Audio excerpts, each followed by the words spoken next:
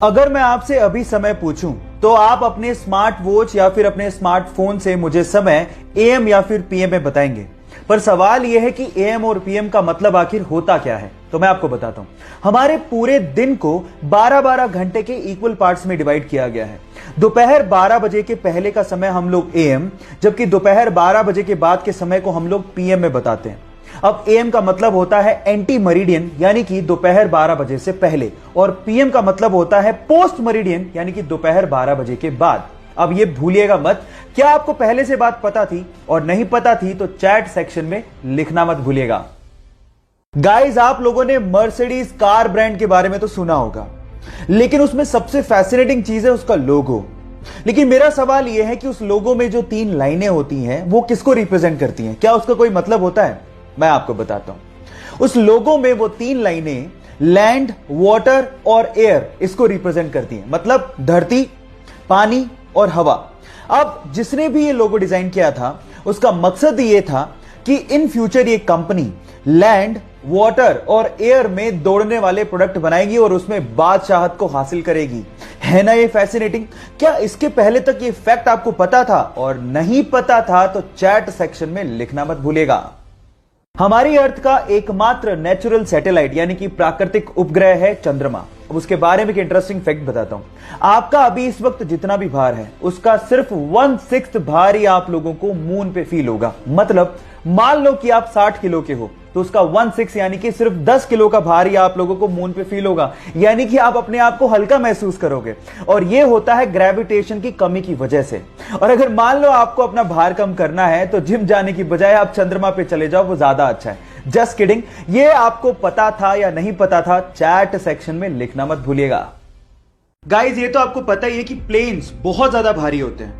In fact Boeing 737 तो 80,000 KG का होता है, और जब वो लैंड करते हैं तो उनकी स्पीड 250 से 300 किलोमीटर पर आवर होती है। पर आपने क्या कभी इमेजिन किया है कि इतनी स्पीड और इतने भार के साथ जब वो लैंड करते हैं तो उनके टायर्स कभी फटते क्यों नहीं है? मैं आपको बताता हूं।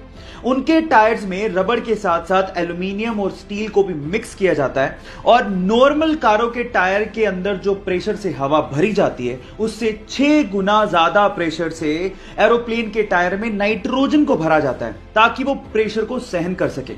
क्या आपको इससे पहले तक ये फैक्ट पता था? नहीं पता था तो चैट सेक्शन में लिखना मत भूलिएगा, और हमारे यूट्यूब चैनल को सब्सक्राइब करना मत भूलिएगा। लिंक बायो में गिवन है। गोल्ड यानी कि सोना रईसी की पहचान मानी जाती है, लेकिन सवाल यह है कि अर्थ की क्रस्ट में तो बहुत सारे मेटल मिलते हैं, फिर गोल्ड को ही इतनी तवज्जो क्यों दी जाती है? मैं आपको बताता हूं। गोल्ड एक ऐसा मेटल है जिसपे कभी जंग लगती ही नहीं है।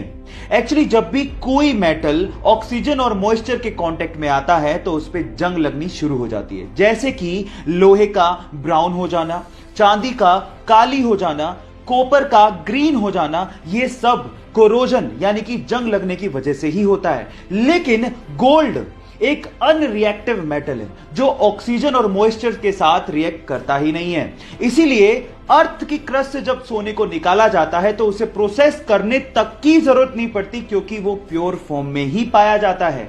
क्या इसके पहले तक गोल्ड की एक खासियत आप लोगों को पता थी? और अगर नहीं पता थी तो चैट सेक्शन में लिखना मत भूलिएगा। एक मोटरसाइकिल सवार रेलवे क्रॉसिंग के दौरान रेलवे के फाटक को देख ही नहीं पाता, और वो सीधे जाके रेलवे फाटक से टकराता है और सीधे रेल की पटरियों पे गिर जाता है। वो इतनी बुरी तरह से घायल हो जाता है कि उससे खड़ा भी नहीं हो जा रहा था, और सामने से ट्रेन आ रही थी। यह देखकर पास में खड़ा एक युवक भागता हुआ आता है और उसे रेल की पटरियों से खींचता है, और उसकी बाइक को रेल की पटरियों से खींचता है और उसकी जान बचाता है। अगर आखिरी समय पर वो बहादुर लड़का नहीं आता तो शायद आज वो बंदा जिंदा ही नहीं होता। सो गाइस, उस बहादुर लड़के की बहादुरी के लिए एक लाइक तो बनता है।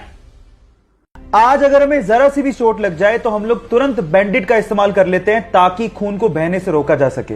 लेकिन क्या आपको पता है कि बैंडेड के इन्वेंशन से पहले यह काम कैसे होता था? मैं आपको बताता हूं। पुराने जमाने में खून के थक्के को जमाने के लिए या फिर खून के बहाव को रोकने के लिए मकड़ी के जाले का इस्तेमाल होता था। जी हां गाइस, क्योंकि मकड़ी के जाले में विटामिन के होता है तो वो खून के थक्के को जमाने में मदद करती है। क्या आपको इसके पहले से यह फैक्ट पता था? और अगर नहीं पता था तो चैट सेक्शन में लिखना मत भूलिएगा।